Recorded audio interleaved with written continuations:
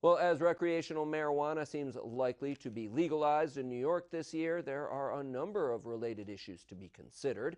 As News Channel 34's Morgan McKay shows us, one being debated in Albany is what to do about the people who have past convictions for pot possession.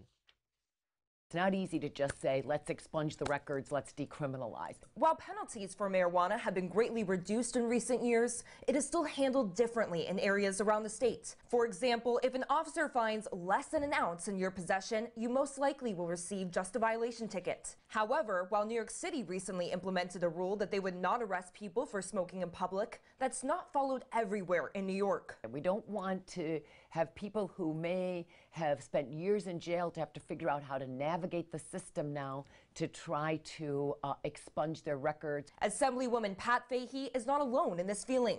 Assembly Speaker Carl Hastie has been vocal in the past, saying legalizing recreational marijuana and expunging the records of past offenses go hand in hand. Why should people now still be having trouble getting jobs and having a record for something that now could be legal? But how would this work?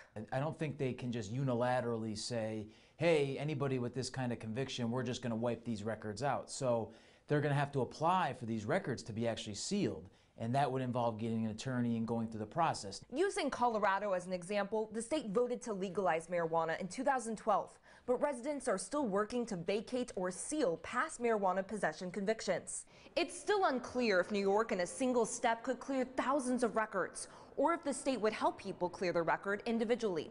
But it seems to be the common opinion of many lawyers that this would still be a process. We'd call up a lawyer and say, hey, I was convicted in 2005 of unlawful possession of marijuana, or even misdemeanor possession of marijuana. You know, I'd like to get this sealed or expunged. And then at that point, you can go through with an attorney. In Albany, Morgan McKay, News Channel 34.